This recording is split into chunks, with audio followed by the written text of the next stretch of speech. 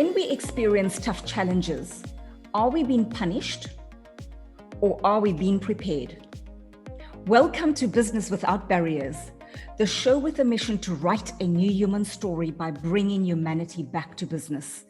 And the show helping you tap into the greatness and genius within you to turn barriers into breakthroughs and succeed in a volatile world. Subscribe at bwbtv.net to join me on this journey of discovery with progressive entrepreneurs willing to open their vaults and share their success treasures with us. I'm your host, Carmen Wild, and my guest today is Kirk Nugent. Kirk is a catalyst for change, unafraid to challenge preconceived notions about success. His speaking career started in poetry venues where he developed a signature brand of infectious wit and frenetic energy. His early audiences crowned him the people's poet, and his stage widened to include college campuses, keynote addresses for Fortune 500 companies, church ministries, and empowerment workshops. He's spoken at venues across the United States, Canada, Europe, Australia, and the Caribbean, and also impacts the lives of people around the world through his books, The Unpopular Truth, Answer the Call, From Depression to Destiny, and his electrifying 2-disc audio set, Pursue Your Passion. Kirk celebrates his Jamaican heritage, which has fostered in him the global perspective of, out of many, one people, and the tenet that the innate right to chase your dreams unites all individuals. This philosophy guides Kirk's speaking engagements and inspired Les Brown to proclaim, Kirk is a poignant speaker who challenges us to step out in faith towards our dreams. A hearty welcome, people's poet. Kirk, it's a privilege to have you on the show. Carmen, thank you so much for having me. I love the passion that you speak with. Thank you so much. I appreciate you. Thanks for having me. Thank you for being here. So it's just amazing that we can connect like this across continents, and it feels like we're literally in the same room. Yes, sure does. Absolutely. Well, technology, right? Because 10 years, 15 years ago, this wasn't possible. So exactly. Yeah, God bless the technology. Totally. Tell me about those amazing pictures behind you. Okay, so I'm Jamaican, as you mentioned earlier. So Bob Marley reminds me of, he has a song that says, we don't need no more trouble. What we need is love. And I believe in that. That's my motto. I'm all about love. We don't need no more trouble. And then, of course, the mighty Bruce Lee. And Bruce Lee is known for his power, but also his philosophy, be like water, my friend, be like water. So just go with the flow, let it rub off your back. So when I'm centered between these two great energies, it reminds me to go with the flow, and all I'm giving out is love. So these are my people. Wow, what a way to start. Power, flow, and love. Love. Amazing. Let's let it flow right through the next hour.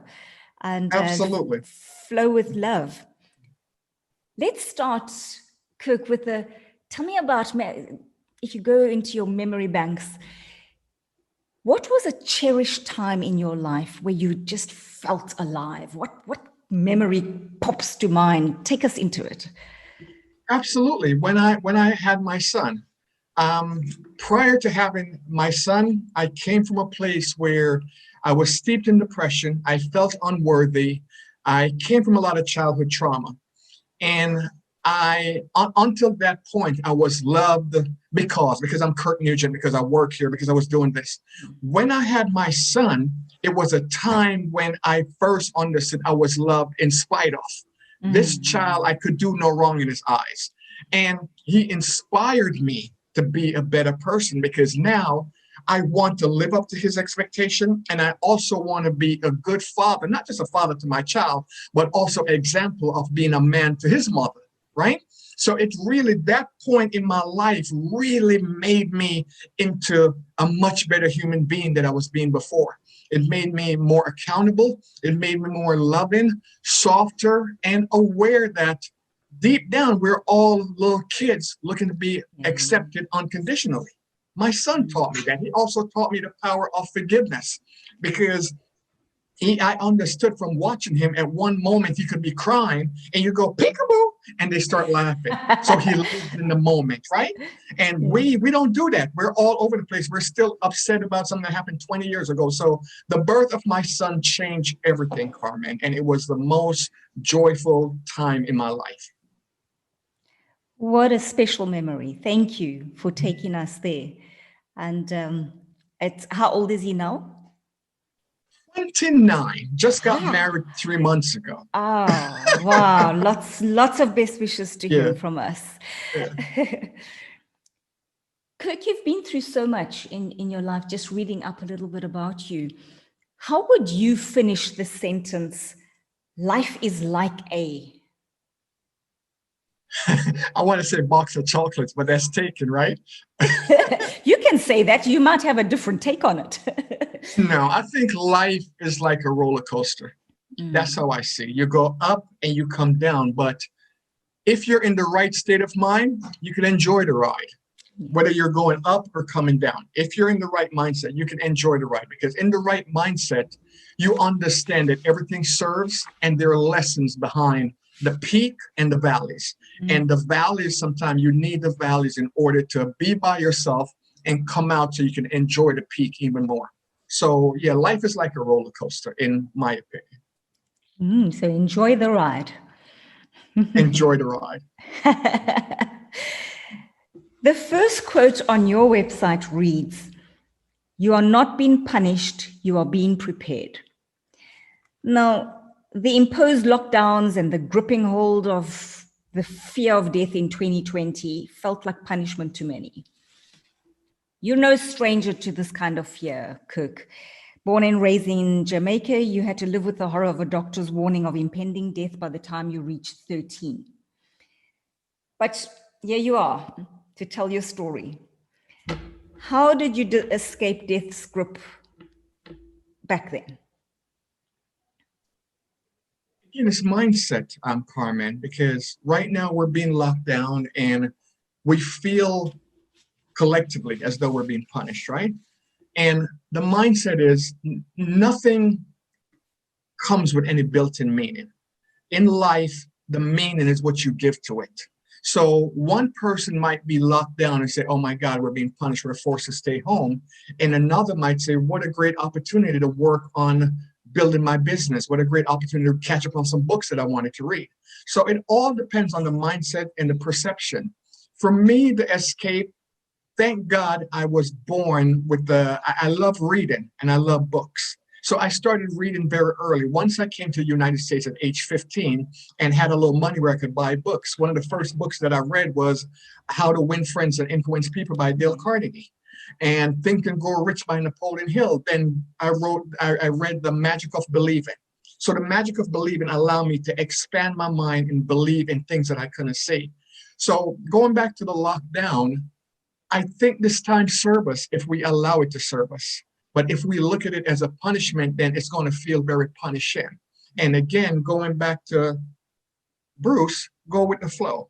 Everything serves. If you could shift your perspective, you will find something that serves you. So instead of being here and being upset, saying, well, how can I use this time? How can I make sure when we come out of this lockdown, there's a new, improved Kirk Nugent that the world will marvel at his magnificence? And you start thinking like that, or how can I be of service to others? What is it that I can build so in the future I can help people? And that's how I've used the time. I've used it and I've made the time serve me. But it comes down to perception and what you're believing. And also the story you're telling yourself. If we're in victim mode, then we feel, oh my God, I'm such a victim. We need the government to do this and the government to do that. But we're always empowered, Carmen. You know that. It's just the stories that we keep telling ourselves. So the preparation you're talking of then is our own inner preparation. Absolutely. The work is always inner. It's never outer. The outer is just the reflection of what you've been doing internally. Because again, I'll scroll through my Facebook and YouTube and Instagram pages. And all I see here in the United States are people who are polarized. If you're not voting for my guy, well, delete me. And if you're not voting for your guy, I don't want to talk to you. When it's all perception where we're given this power, well, I need this certain person to be in office or I won't feel safe. And that's not true. If we go within and start looking at what is it that we need in order to feel safe? In order to feel safe is to be confident in who you are, but we're believing that there's some external force that could knock us off our seat. And the only way that can happen is if you don't know who you are. And this is an ideal time in the lockdown to find out who you are. I agree completely. Let's philosophize a little bit. What do you think we need to prepare ourselves for? What do we need to prepare ourselves for? Well, let's reverse the question, because preparation is the highest form of faith. So whatever you prepare yourself for, that's what you're going to get. So my thing is, we have a saying in just this reality that we live in. Expect the best, but prepare for the worst. If you're expecting the best and preparing for the worst, chances are you're going to get the worst, because whatever you prepare for, that's what you're going to get. So I'm preparing for a world of enlightened people. I'm preparing for people who, during the lockdown, they've done the work. So now they're coming out with more vitality, more energy. I'm preparing for a world where people understand my health. My immune system can really take care of my health. So let me support my immune system by changing my diet, by doing a little more workout, and by even thinking better thoughts, because the mental health affects the physical health. So in short, I am preparing for the best. I love that. I love that. So we're not being punished. We're being prepared. Absolutely. For whatever it is that we choose to create. There you go. As a reality. And then it's up to us not to wait for anyone external to us, but to do that in a preparation so that we can bridge the gap between where we are and that creation of our own. So it's the meaning we give to it. Thank you, Kirk. That it's a beautiful way, because it puts the control in our hands to live life like that. And yes, of course, there are external circumstances. However, there are so many incredible ways that we can take control over it. And I love what you've brought to us through that. It's the meaning we attribute to it, and then seeing it as preparation. Beautiful way to look at it. Absolutely. Just going back to the point that we made before, Carmen, nothing comes with any built-in meaning, right? So the world is like clay. And when you play, the clay becomes malleable. You can play with the clay. If you're very rigid in your belief system and this is what has to happen, then the clay hardens. So I learned that lesson, my first hurricane in Florida. So I'm in Florida, and I was living on a property with over an acre of land, and there were these huge trees. I don't know if they were cotton trees or oak trees, but they're huge. The trunk was like this big. And then you had these very tiny palm trees where the trunk is like maybe this wide. And when the hurricane came, I watched the palm trees bend wherever the wind blew, bend till the top of the palm trees touched the ground. And when I came out the next morning, the palm trees that were flexible and was willing to go with the flow and bend, they were still standing. Oaks were snapped in half, totally destroyed. And I realized it's all about being flexible and being willing to go with the flow, not being so rigid where it has to happen this way or no way, because that's where you will break. Beautiful pictures you've created for us. Thank you. So let's go back to, you took something from your early experiences, which were tough experiences. How did it contribute to the signature style that we experience today as a speaker, as a people's poet? How did that shape you and contribute to who you are today? Great question. Thank you for asking. The bottom line is, Carmen, I really wanted to be a better person. I looked at my dad, and the way my dad treated my mom, I wanted to be a better mom, a better man. I didn't know what I wanted to be. I knew very clearly what I didn't want to be. So that shaped the way my dad was, shaped my relationships, my intimate relationships with women. The other thing going out into the world, I realized, being that I suffered so much, I realized at times we're in a world that I thought to be lacking in compassion and lacking in empathy. And I really believe what Gandhi said, be the change you want to see in the world. So my actions when I'm doing something, I think if the shoe were on the other foot, would I want to be treated that way? Whether I have money or not, because we tend to treat people differently based on status here in America. So take money off the table. Would I want to be treated that way? Would I want to be spoken to in that manner? Would I want to be dismissed? Would I want my time to not have any value? I'm never late. That's one thing, because I value the other person's time. So I'm always on time, never late. But as far as my childhood, what it did for me is the death sentence that I had, that I was going to die at age 13 by the doctors, it made me value life more. And because I value life more, I was not willing to come and trade my time, the little time that I was told that I had, for a 9 to 5. I was not willing to trade that in doing something that I didn't love. If I'm going to do it, it has to be a passion. I have to love it. So coming from backgrounds of immigrants who believe in working really hard, and I would go on a job and I would quit the job within 90 days. And it's not that I had no ambition like my parents thought. I was looking for my passion. I just didn't know that the passion was not in a job. So I kept going from job to job to job to job to job, trying to find this passion.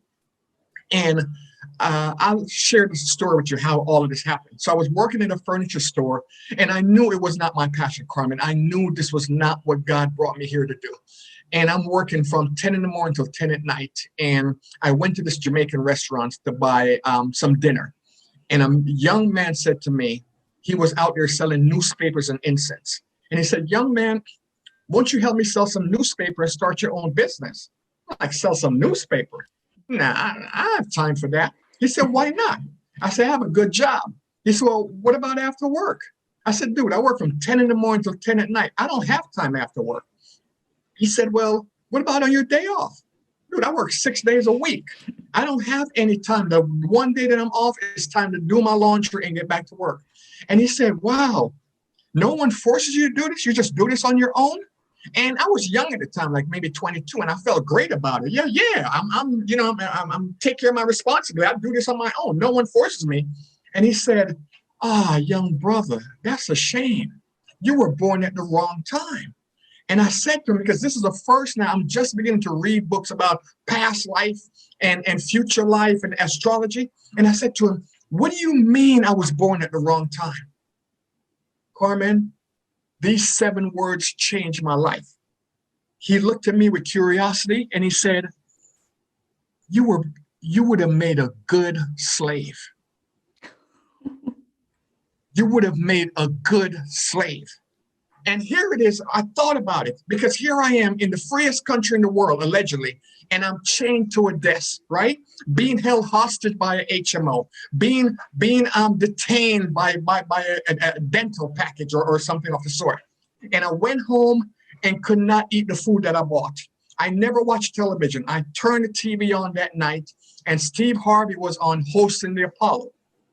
And there was a young lady doing poetry by the name of Jessica Keir Moore, and she won.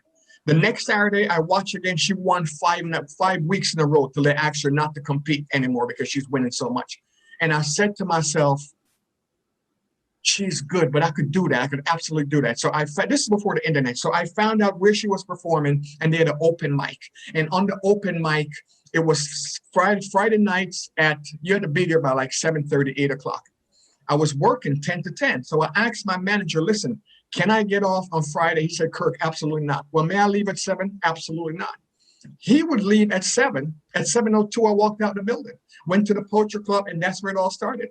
And once I got on stage and I read my poem the first time, Carmen, off a piece of paper, and I was shaking like a leaf, it was the most terrifying experience, but it was then I knew this is what I came here to do. I found my purpose. Now I got to figure a way to make it work. It was the most enlightening thing in my life. It was, oh my God, I found what I came here to do. It was exhilarating, and I knew I would die doing this. Let my tombstone read, here lies Kirk, and he died living, because now I found a reason to be. Wow. Wow. What a story.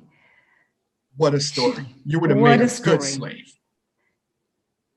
And you could have taken that the complete different way, given him the middle finger, told him whatever, in your mind, just, oh, rubbish, what does he know? And yet something within you stopped you. Let me look into this. Let me think about it. Let me do something different. And someone who gave you such sharp, hard words turned you into this amazing poet you are today. Wow. But you had to act on it. Those were the words that I needed. Huh? But you had to act on it. Yeah, absolutely. Absolutely. It's like the movie The Matrix, where Morpheus said to Neo, I can only show you the door. You have to walk through. And when Morpheus saw the oracle, when Neo saw the oracle, Morpheus said to Neo, those words were for you and for you only. Those words, you would have made a good slave, were the words that I needed to put me on a different trajectory. Because deep down within my heart, I knew he was correct. I knew that I have the opportunity to do anything that I want, but I'm being enslaved by small ideas. And that's not what I came here to do. Life is too precious to play small, because when you try to fit in, you will never be outstanding. Get it? Sure. Incredible. Yeah. Incredible. Very powerful words. You would have made a good slave. Ah, what a story. We need more people to actually give it to us like that, and for us to stop in our tracks. And it's these. I had a similar experience in my first business where I was determined I was going to make $1 million in my first business. I knew stuff all about business. And on a few calls later, sitting in my parents' dining room with a telephone directory, thinking I'm going to make it big, this man said to me, young lady, when you're no longer a Mickey Mouse company, call me back. Wow. That was my stop in my tracks moment. And I thought, he's damn right. I know stuff all about business. Best I go learn about business. Wow. Yeah. So. Wow. Yeah. That was mighty abrasive. Yeah. Later on in life, I thought, but you know what? Damn it, Mickey Mouse actually did quite well. Look at Disney World. Absolutely. Absolutely. They told Walt Disney no one ever paid to be entertained by a mouse. That's what they told Walt Disney, especially an imaginary mouse. And look what Disney built. So everything is possible. Exactly. I want to talk a little bit about your books. Sure. Your book, Depression to Destiny, was that inspired by earlier experiences or later experiences? Later. Okay. If you don't mind me just sharing really quickly. So there are 3 different books. The first book was called The Unpopular Truth, which is now The Sound of Melanin. And that is written from a very different level of consciousness. It's written from, look what they're doing to us. This is so unfair. This is so unjust. Right? So that's, if we were talking about levels of consciousness, the first book would be level 1. Level 2, the second book that I wrote, Answer the Call, I started realizing there are no victims, just volunteers. I started realizing that our thoughts control our destiny. I started realizing that we're spiritual beings, that we take on these avatars and we start identifying with the avatar. I'm a Black male, so it's Black power and power. So once I realized that, I wrote the second book, which is A Next Step in Consciousness. From depression to destiny is tying everything together. This is how we see ourselves as victim. We have to raise in consciousness. And when we do that, then we'll get up here. So it's not about depression per se, but depression in my mind is the lowest place you could be before you take yourself out. And destiny is where you belong. So depression to destiny is a roadmap to navigate the conscious blueprint to get from victim to victor. Those are the 3 books tied up basically. Take us a little bit more into the depression to destiny. I love the way you see that and why you chose that title. So give us a little bit about the core message you wanted people to get through. Absolutely. Absolutely. Thank you. So you take a child, and I was talking about my son earlier. He lived in the moment, right? At 2 years old, peekaboo, and he stops crying. The child is absolutely fearless. You have to watch them. They will jump off the top of the stairs. They will touch anything. They will run out into traffic. You have to keep saving the child from themselves because they're absolutely fearless. When that child comes through the womb or the birth canal and comes into the world, that child core value is freedom. They just want to run around and do whatever they want. If they decide, you know what, it's nap time, they don't ask permission. Is it too early for a nap? Boom, they take a nap. They walk around with a pamper full of crap, and they're not concerned what anyone thinks about them. They're just in the moment, and they interact in the moment.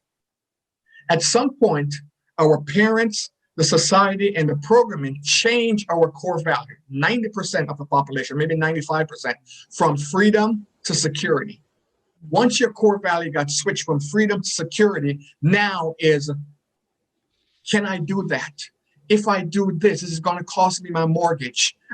What is the consequence of this action? We're no longer impulsive. We're no longer free. We're in a box now where the child, when he was growing up, his heart, he's in love with this woman. He's in college and he's in love with this woman, but he cannot bring her home because his parents say, well, we're Jewish and she's not. We're Black and she's not. We're this and she's not.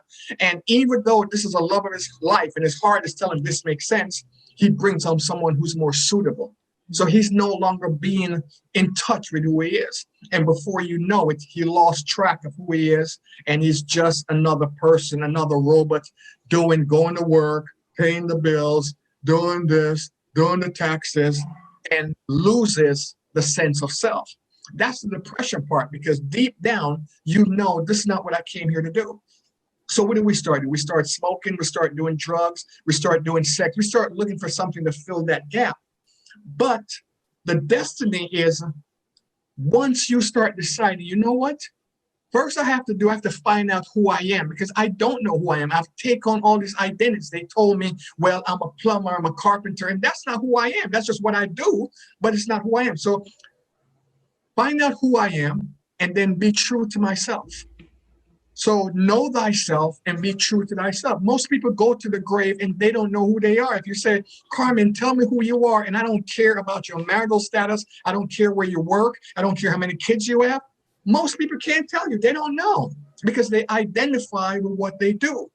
And the joy, the destiny comes from identifying that you're a unique piece to a 6 billion piece puzzle or 7 billion piece puzzle. And the minute you start playing like another piece, you no longer fit. You no longer stand out. You're trying to fit in, and you did not come here to fit in. You came here to stand out, which is what makes you outstanding. Anyone who has ever done anything that changed the world, they stood out. They were outstanding. They didn't fade into the wall. Bruce Lee certainly did not. Bob Marley did not. As a matter of fact, in Jamaica, when Bob Marley was first coming up, Jamaicans disowned him. They said, that locks, that cannot be of God. That dreadlock, a Rastafarian, he's dirty. And they dismissed him. Bob Marley went to Germany and did a concert with about 250,000 people. When they saw it televised in Jamaica, they welcomed him. Oh, Bob, we love you. So again, until you stand out, you will never do what you came here to do. So I just believe that we're so much more, Carmen. And the programming that we receive tell us, play small. Play small, Carmen. It's all about security. You could lose your business. You could lose your house. You could lose your mortgage. Baby girl, play small. And that's what the majority of us do. And we go to our grave saying, oh my God, if only. If only, because once we're on that deathbed and we're reflecting, we realize how much of the time we've wasted being concerned with what someone else thought about us, being concerned with the status. Well, was the house that we live in, was that big enough? That type of nonsense that really means nothing to the spiritual soul. So help us, Kirk, if knowing thyself is ultimately important, And so few people reach this knowing place of knowing and essentially lose out on the essence of life. What have you found the route to knowing self? How can you give us a few practical tips to get to that? Absolutely. Absolutely. So let's take what's going on here in the United States. You go on Facebook and somebody say Trump is God, and another person type Biden is God, right? But the person who thinks, one person goes on and they're triggered. And once they get triggered, they're attacking the other person saying, change your behavior because that behavior is triggering me. Knowing thyself is saying, why does this stranger opinion bothers me? And once you start dissecting it, well, he thinks Trump is a good guy and Trump is not a good guy, or thinks Biden's a good guy. Biden, yeah, I get that. But why does that bother me? And if you go to the core, the other person's opinion makes you feel unsafe. If this guy get into power, then I'm not going to be safe. I don't believe he's going to protect my rights. I don't believe he's going to do what I need, and I feel unsafe. Well, why do you feel unsafe? Why do you believe there's security outside of yourself? Well, you start thinking now, well, before there was Trump, there was Obama. Did my life change? Before it was Obama, it was Bush. Did any of that really affect me? No, not really. So why am I feel? Because again, I'm getting a lot of programming that I'm unsafe, but I'm not unsafe, am I? No, I'll survive everything that came down the path. Why wouldn't I survive this? I absolutely would. So you knowing that stuff comes to start questioning, why am I believing what I'm believing? Is this belief is serving me? And if it's not serving me, why am I holding on to it? Why am I emotional about this stranger opinion of me? Maybe it's because I don't think so highly of me myself. And that stranger is reflecting to me areas that I'm unsure about myself. And I'm not going to attack myself. So it makes more sense to attack the stranger, to be angry at the stranger. So knowing yourself is deep diving, questioning your motivation for everything that you do. And once you do that, you'll get to a point where you no longer react, you respond. You can actually step back and be an observer of your own self and say, why am I upset about this? Because the trigger is not about the other person. It's never about the other person. The trigger is saying, here's something inside of you that needs to be healed. Here's a place where we're feeling insecure, and thank this trigger to be the mirror to hold it up to show us. Because without this person, I would have not known I was insecure in this area. So again, knowing thyself is just deep diving into why am I thinking the things that I'm thinking? Why am I believing the things that I'm believing? Are they true? Are these my thoughts? Are they my belief? Or was I programmed to believe that? A lot of time when I talk to people here in the United States, once they open their mouth, I know, okay, this person only watches CNN. This person watches Fox News, because they're just regurgitating what they're told. And it's the exact same talking points. So those are not their ideas. Those were ideas that were given to them and they accept. Knowing thyself, you're always operating from your blueprint, your idea. No one comes and tell you what to believe. No one gives you the God to bow down to. You, from knowing yourself, know this resonates and this does not resonate. And it doesn't matter about what's right for this person or wrong. It's just what resonates, because you have a spirit within you that came here to do a different walk. And because you came to do a different walk, what resonates with me might not resonate with you. But I have to live my truth. At the same time, not trying to enforce my truth upon you. I have to respect that you're a sovereign being as well. But we're not quite there as a society, but we're getting there, because I forgot who said it, but they said when man is deeply asleep, nature sends pain to awake him. And that is what's going on right now. The world is in a state of pain, of crisis, but that crisis is serving them to question the reality that they've accepted, to question the way that they're living. People are saying, now I've been locked down for a year. Are these jobs going to come back? Maybe I shouldn't be so dependent on someone else to hunt and feed me. Maybe I should figure out a way to do it, because if you go on the internet, you'll find teenagers, people in their 20s, doing makeup on YouTube, making $1 million. So the ideas that we've been programmed that this is the only way to survive, the other young kids are coming in and they're busting that idea up. They're showing us a different way to do life. But if we're stuck in our ways, we're like, oh, they should be more like this generation because they're irresponsible. but they're showing us a new way to dance in this cosmic dance that we do here on planet Earth. Ah, I love that cosmic dance. That just feels so good. So much Jamaican rhythm in there. Right. Thank you for that valuable answer. Know Thyself is really about deeper questions, deeper questions. The solution always is tied to the question. And Absolutely. the deeper that we go, and I love it. Why am I being triggered by that? And then and why that? And why that? And eventually you go 3, 4, 5 whys, you'll eventually know why you actually feel the way you do. And within that is that valuable piece of you that now you know better. Thank you for that, Kirk. That's Absolutely. And we do it collectively. I have a poem called I Need You to Remember. In that I Need You to Remember poem, it says, these people that I hate, I don't really know them, but it's a patriotic thing to do. And that's how we live our lives, being programmed and told what to do and what not to do. So it's just crazy. And you're saying, remember, coming back to know the self, it's actually to remember who we are. Because but to remember is two things. It's to, one, remember is to bring back a memory, but also remember, when I say I need you to remember, take the hand. The hand has 5 digits on it that are called fingers, and each finger is a member of the hand. So when I say I need you to remember, I need you to rejoin humanity. Stop thinking you're the pinky. Stop thinking you're the thumb or the pointer. You're a part of humanity. So I need you to remember, to rejoin humanity and start operating as one. So that's what I mean when I say I need you to remember, because you're so much more than you know you are. Beautiful. I love that. You're so much more than you think you are, and I need you to remember you're part of humanity. That's what the show is all about, bringing us back into the deep recesses of who we are in terms of humanity, and bringing that, because within that is the magic. That's who we are. That's who we truly are. Wow.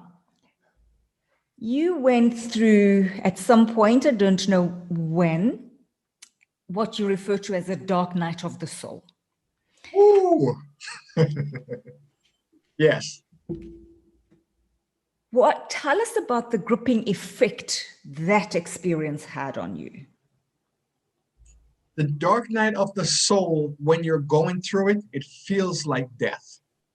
When you come through it, you realize, oh my God, this was so necessary. So let me take you back through the gripping effects. From my dark night of the soul,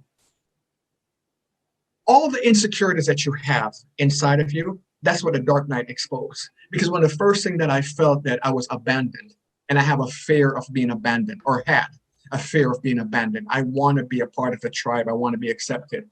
The other thing that happened in the dark night of the soul, before that, I was on stage as a speaker. I'm making $5,000 for the hour. I'm going to a corporation, $7,500 for the hour. All of that just fell. No one was calling anymore. No one was picking up the phone. So my money fell. But I had a money story where I identify my self-worth with my bank account. So that had to be stripped away. So that's what the dark night of the soul does. It erodes and erases the identity, the false identity that you believe you are.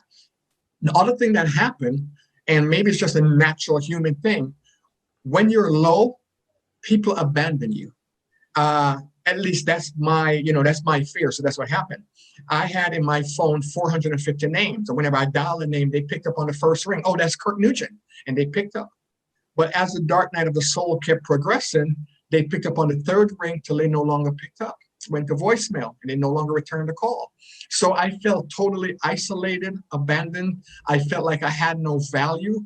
I felt like a phony. Listen to you. You're on stage talking about pursue your passion, and you can't even figure out your own life. So once that happened, Carmen, I hid. No more Facebook, no more social media. I have nothing of value, nothing to present, and I don't even like the reflection in the mirror. So I hid. And I was functionally depressed, just walking through life. Nothing excites me anymore. And I flatlined where I didn't get excited about anything, but at the same time, nothing really mattered. It was okay. So attempt to pull me out of it. My son, I was in California at the time, and my son was in Jersey. So it's a 3-hour time difference.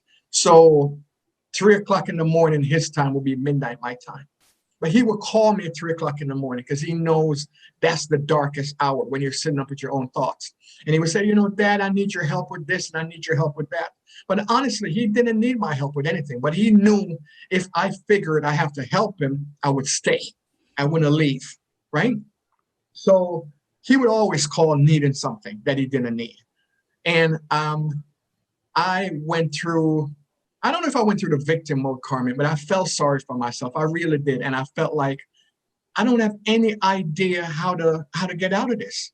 I have exhausted everything that I've known. I've done everything that I don't know how to get out of this. And how did I get out of it? Was pretty much surrender. I hit rock bottom and I had no more fight left. No more fight. Homeless. I didn't have to be homeless. I could call my parents or my sisters. But the judgment that I would have to deal with if I moved into their house and I wasn't working, homelessness was a better option.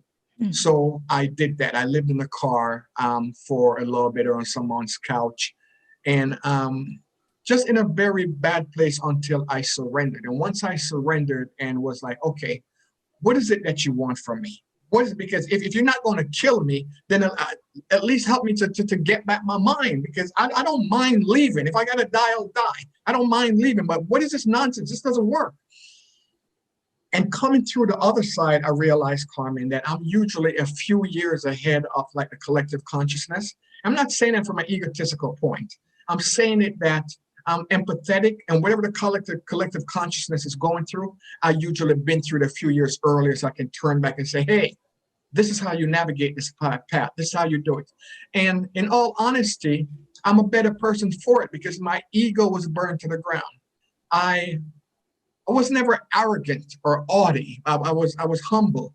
But now the compassion that I have for humanity is much deeper. I'm not a judgmental person anymore. Well, this person needs to go find a job or this. I don't know their soul journey.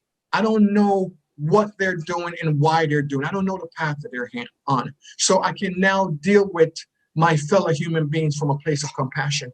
I can see someone hurting and know that there's a lesson in this. They'll come out the other side sooner or later. But there's a quotation, a saying that says, but for the grace of God, there goes I. I can't give you a formula to say this is what happened. I just know I surrendered. And once I surrendered and stopped fighting, synchronicity started happening. People started coming, strangers, but they were of my tribe, my vibration, my energy. And if you allow me, I want to tell a story, just something surrounding this. I'm at the lowest point in my life. So in the United States, I'm sure where yours are, we have different network marketing companies. And I was in a network marketing company at the time. This was 2012. But I didn't do my research. I didn't know how to vet companies at the time. It wasn't a good company. And I was living in Florida, and the thing that was causing me pain, I wanted to be as far as Florida as possible. So the place to go would be California. It's the furthest place away. The company I was with asked me, listen, would you go to North Carolina and do a speech for us? Free. We don't have any money to pay. No problem. So I went to North Carolina and I did a speech in like a health food store, maybe 20 people in the back. There was a couple sitting in the back. And middle age and middle class, not wealthy or anything. The wife is a nurse and the husband was a correction officer. And they loved what I had to say. And I got in the car after I left North Carolina and I drove 3 days to California. When I got to California, I was supposed to meet with this other gentleman who was in the company and we were supposed to be working together. I only had $480 to my name. I went on Craigslist and got an apartment, sharing a bedroom, sharing a room with someone for $400. And $20 went into gas. The way that I ate, I went to McDonald's and I knew this was crap. It was garbage, but it's all I could afford, and got a $5 breakfast. And then I went to Popeyes, which is a chicken place, and got a 3-piece meal, but on the receipt, and that's why I went to Popeyes, you had an 800 number to call. And if you call that number and did a survey, if the restaurant were clean, you got a code for another free 3-piece meal. So I kept recycling that meal for 30 days just by making that one phone call. So the gentleman that I went out to California to meet, there's a point to this story. I'm gonna wrap it up real quick. The gentleman that I went to California to meet, he knew how desperate I was, the situation I was in. So he wanted me to start doing these things now that I felt was out of integrity. And I said to him, no, I'm not doing any of that. That's that's not true. We're deceiving people. That's out of integrity. And he reminded me, ever so not gently, Kirk, I just put gas in your car. We're at Starbucks. The cake that you're eating, I bought. And the orange juice that you're drinking, I bought. If I don't feed you, you don't eat. Here's what I want you to do. And I said to him, listen, you're not my source. You're believing you're my source, but my source inspired you to do what you're doing. And if you decide not to do it, my source will inspire someone else. And I got up and I drove off. I'm not doing this. Carmen, I drove maybe 20 minutes back to my house. As I'm walking up the stairs to go into my apartment, the phone rang. And it was that couple that I met in North Carolina for the first time. And they said to me, the husband and the wife are on the phone, speakerphone, and they said, Kirk, God told us to do this for you. This is not alone. Kirk, I want you to hear us. This is not alone. God told us to do this for you. And I said to them, what did God tell you to do? They said, God told us to give you $10,000. Oh. Carmen, they put that in my account. The woman had it in her 401k. It took her about 2 weeks to get it out of 401k, but she put that money in my account. Now, when was the last time a stranger told you God told you to give you $10,000? God told him to give you $10,000. But because I was operating from a place of integrity, because I wasn't willing to sell my ideals for a cup of food, the universe came and rewarded that. And that's how I survived. So even though things were rough, I never really suffered because, again, I had a lot of videos on YouTube that I put out, maybe over 200 videos. And I felt like the karma from those videos were coming back and serving me every day. Every day, some miracle would happen, something small, but I never went hungry. There was not a day that I didn't eat. And the day that I was in the car, the 3 days I was in the car was me driving from California back to New Jersey, and I didn't have enough money for a hotel, so I slept in the car. But it wasn't like it was rough. It was no big deal. By the time I got to New Jersey, I had a place, things started changing, and I just went with the flow and started surrendering. And again, the whole Bruce Lee thing, be like water, my friend, and don't interpret what's going on as a bad thing. So I started saying, you know, Kirk, we only have character building days and character revealing days. We don't have bad days. So this must be one of those character building days. And I got through it. What a powerful story. You had learned your lesson that you weren't a good slave, and you stayed integrous and you honored yourself. And in those moments of honoring yourself, even at this low point, the universe responds and says, well, thank you. You honored you, so we'll honor you too. And wow, profound lesson. So let's wrap that story up. I would love, and I can ask you to do this because you're a poet, so I can ask you to do it impromptu. If you were to write a letter to self that summed up the invaluable lessons of this dark night of the soul, and you were to start Dear Kirk and end Love Kirk, give us a little bit of an extract of how that letter would read. To be honest, it would only be 3 words. Trust the process. Trust the process. Because when you think you're going down this place that is so dark and so negative, it's like the caterpillar and the butterfly. The caterpillar goes in and becomes gel, gush, moo. It thinks it's dying. But when it comes out, and if someone comes and start breaking the cocoon open, that caterpillar will never fly. So you have to go through the process. And now I trust the process because I trust everything serves, and we're all here to evolve. So everything that I'm doing is helping me to evolve, even if it seems or feels painful at the time. If I can see the message and the lesson, like Kirk, what is this trying to teach me? And even if I can't figure out what it's trying to teach me, I know when I get to the other end, I can now teach this to other people who are coming through, who have not walked that path. I can show them where the landmines are.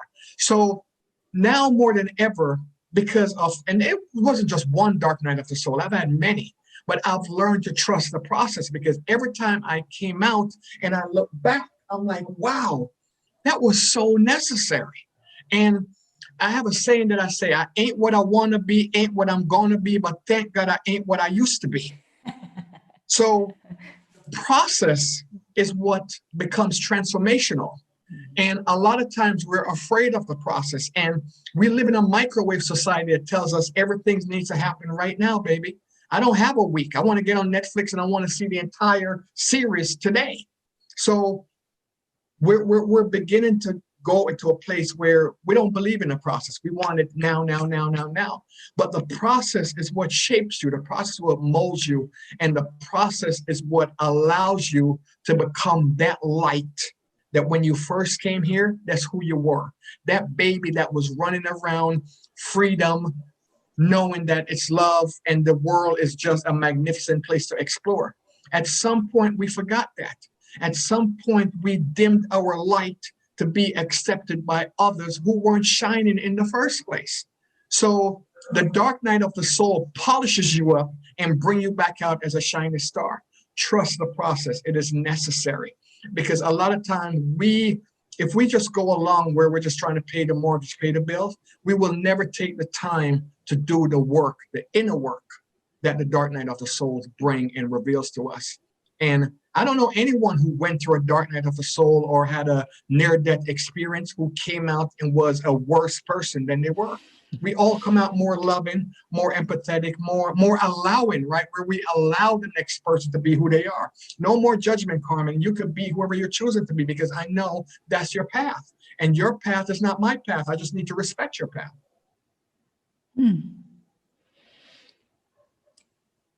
Given everything that you've learned over the years, Kirk, what is true success for you? Happiness.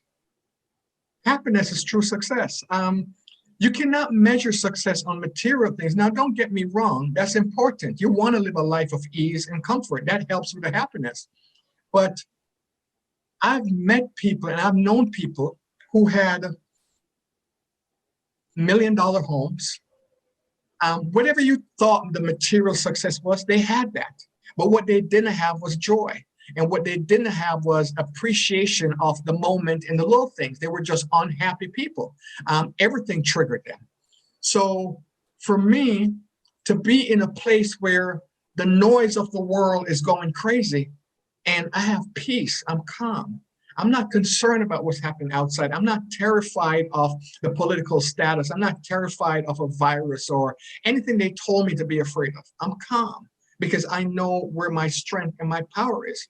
And the happiness is, I don't need something outside of me to validate me to say, well, Kirk, you've arrived. I'll never arrive. I'm always arriving. So I understand that. But happiness comes from the integrity in your relationships with other people. Happiness comes from making progress. I might not be where I want to be, but I made a little more progress than I did yesterday. So I can see I'm moving forward. The time will pass anyway. Happiness comes from being in the moment. There's sometimes when I'm with someone and I'm realizing, oh, this is a magical moment. A lot of times I didn't realize it until after the moment passed and I'm looking back a day later or 2 years later. Now I capture that right in the moment. Oh, this is a magical moment. We're having this dialogue that we're having. It's very magical. It's stirring something inside of me. So it's not that happiness is elusive. It's just that we hang that happiness in a very elusive place, but it doesn't have to be. So success to me, you have your health, you have your right state of mind, you have a roof over your head, maybe you don't. You have some joy or happiness in your heart, you're successful. You have relationships where you're valued and you value other people. Wherever you go, you're celebrated, not tolerated, you're successful, right? Because some people, they show up and you're like, oh my God, what time are they leaving? You can't wait for them to leave just because of the energy that they bring with them. So I'm mindful of that. If I meet someone and I'm having a conversation, my goal is either to leave them where they are or take them higher, but never to bring them down. You will never tell me that you have a dream and I say, oh, that's impossible. I don't care how big it is. It's possible. It could happen. I mean, you're the person to make that happen. So I'm never going to beat up on anyone, no matter what they're saying, no matter what their dream are. And I allow people to have their own opinions. We don't need to believe the same thing in order for us to speak, to have a friendship, to be cordial. So happiness, just a piggyback in that, we, the individual, tend to rob ourselves of our peace by the thoughts, the expectations we have in others. We need this person to show up this way or that way, and that kind of robs us of her joy. So again, the flow. Go with the flow. Yeah. So happiness to me is successful. The other thing is, if I can make a difference in someone's life, if I can be of value and of service, if I can give someone a more uplifting and ideal way to look at stuff, if when someone is going through a dark place, I can be a match, a light, a flicker of light. That to me, it's purpose. And purpose also brings joy with it. So I like being of purpose, and being of purpose usually means being of service. You've given us so many keys in this last 50 minutes or so many keys to bring us to that place of joy and internal happiness. And it all comes back to know thyself. It actually all comes back right down to that. Absolutely. And to thine own self be true. Yes. Because again, back in California, had I not been true to myself, I don't know what path I would have taken, but at the same time, I would not have felt good with myself. Yes. And probably would not be able to come back as being a speaker because I'm so out of integrity. You know, the minute life got tough, I buckled like a belt. And that's not what I came to do. So being of integrity and knowing who you are, and to thine own self be true. There's certain things, it's just not me. They said as a man, I'm supposed to be in the garage and have a workbench. I don't do any of that. I work with a pen. The only time my hands get dirty is when the ink overflows in the pen. I don't know how to do all of this masculine stuff and open the hood of a car, and I can change a tire. That's about it. But as a man, they tell you, well, this is what you're supposed to, this is what it means to be a man. I don't know about all of that. I know what it means to be true to your spiritual self. And that's what I'm doing. Whatever that means, that's what it is. But I'm not buying into the identity that the world tells me I need to be in order to have value. I have value regardless. So on that note, in terms of be true to thyself, know thyself, be integrous in terms of what you choose to do, not what the world tells us to do. I'd love you to deliver this message for us in your poem, Pursue Your Passion. I think it would be the most incredible way to end off and pack a punch with that message right at the beginning of a new year where we're filled with anticipation.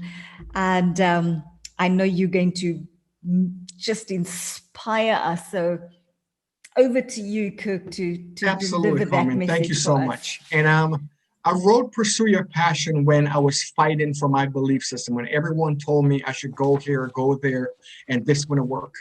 And Pursue Your Passion simply says, this is your life. Your purpose on this earth is not to please me, nor is it to fulfill your parents' unrealized dreams. You are not placed here to make concessions so that they could be proud, so they could brag about their seed, fulfill some unfulfilled childhood emotional needs. No disrespect, but let everyone be proud of their very own deeds. This is your life. I came to shine light into the dark, and like a dog against a hydrant, I am leaving my mark. We were not sent here to invest in someone else's idea of what we should be. The complacent life does not stimulate me. So forgive me if I feel no compassion for those poor souls who live to follow the fashion. Because if you want to live a life that's neither limited nor ration, then by God, you must pursue your passion. They will tell you that it can't be done, as though you were delivered unto this world for your song to go unsung. Let the world scream that unattainable theme, but for you, there is no such thing as impossible dream. Ain't no mystery. Check the history. Look at the life of Oprah Winfrey, Muhammad Ali, Mahatma Gandhi. Do you remember what they told Walt Disney? They said, young man, you must be blind. You must have lost your rodent loving mind, because no one would ever pay to be entertained by a mouse or anything of that kind. Now Disney's worth more than everyone in this room combined.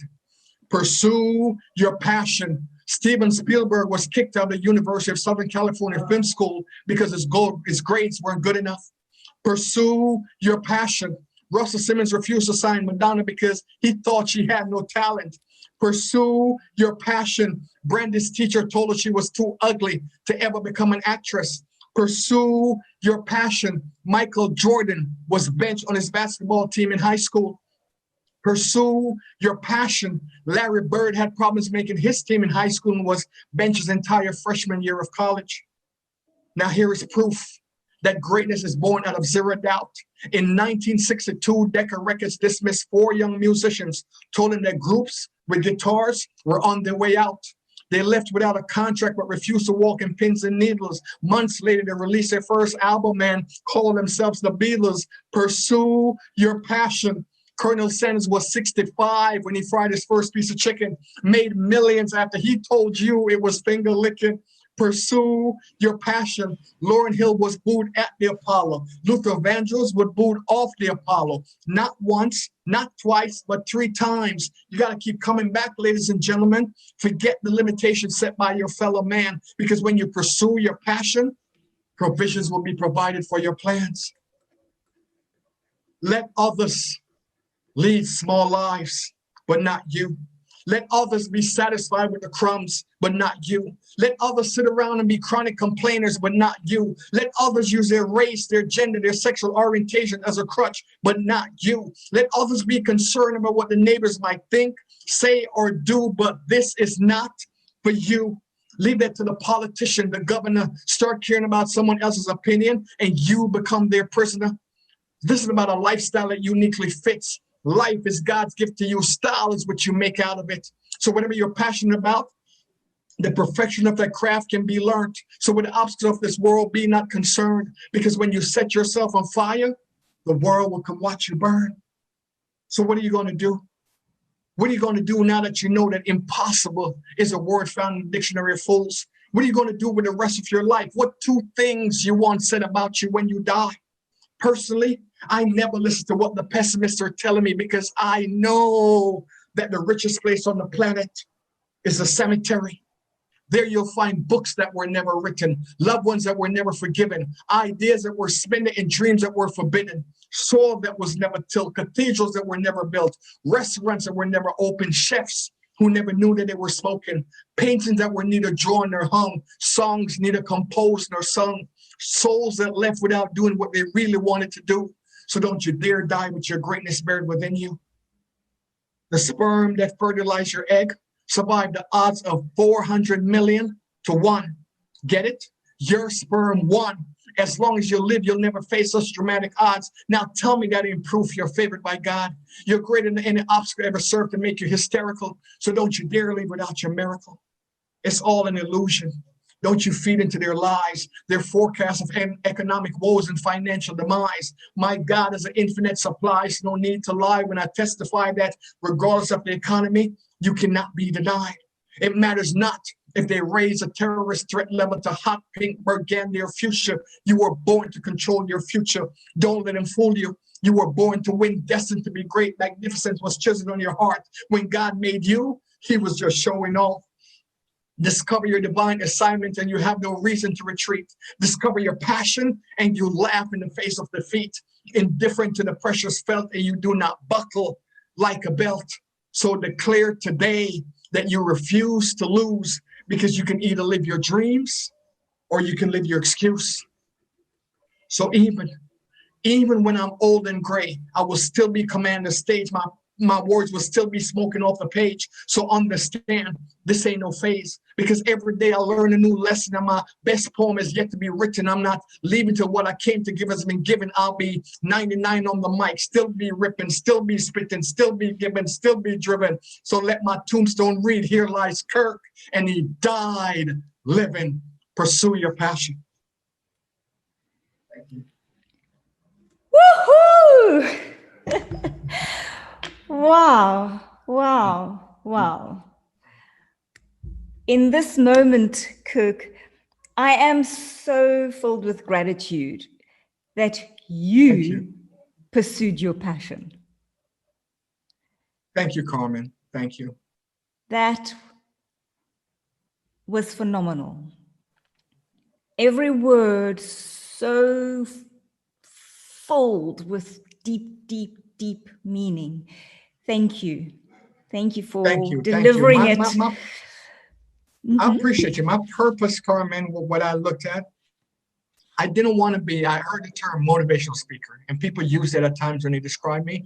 I'll never describe myself as a motivational speaker. And the reason being is my dad motivated me with his belt. Teachers motivated me with the threat of failing. Employers motivate me with the threat of being terminated, right? Very few people inspired me. And that's what I want to do. I want to inspire others, because inspire comes from in spirit. It's something within. Motivation, you got to do over and over. You got to keep reading the books. You got to keep, if you're inspired to do something, no one has to tell you, Carmen, get out of bed and make your podcast. You're going to get up and do it because you're inspired. If you have to get motivated to do it, it's not coming from the spirit within. And that's the difference. I want to serve as a catalyst to inspire. And that you are. Thank you. Thank you. That spirit is so powerful, and I'm so inspired. And at the beginning of a new year, to start off with such a mighty message. It goes beyond powerful. It's truly a mighty message. And I know that every single person that hears this, watches this, is going to be moved, and something will be stirred within to pursue your passion. So thank you. Absolutely. Thank you, Kirk, for just, so much energy, so much spirit, so much fire, and so much love sent to you for this. Thank you as well. It's my pleasure. Thank you. Thank you. Thank you. You're doing great work. Thank you. I love what you present. I love what you're giving, the service that you're doing, how you're sharing. You're doing amazing work on the planet. So thank you as well. We're just reflecting each other back to each other. Absolutely. Absolutely. And let's keep doing that. And absolutely, in love, in flow, and we just keep bringing it. Thank you. Thank you so much. Take care. All right. I appreciate it. Thank you, Kirk. And to every single one of you watching, listening, thank you to you for being part of this journey. There is nothing more to say except that we weren't born to be slaves. Absolutely not. Pursue your passion. Absolutely refuse to lose. And this year, you absolutely will flow through it and be the winner and find that joy within. You deserve it. Go get it. Pursue your passion. Thank you for being with us. Thank you for being part of the BWB family. And until next time, lots of love. Take care, guys. Lots of love.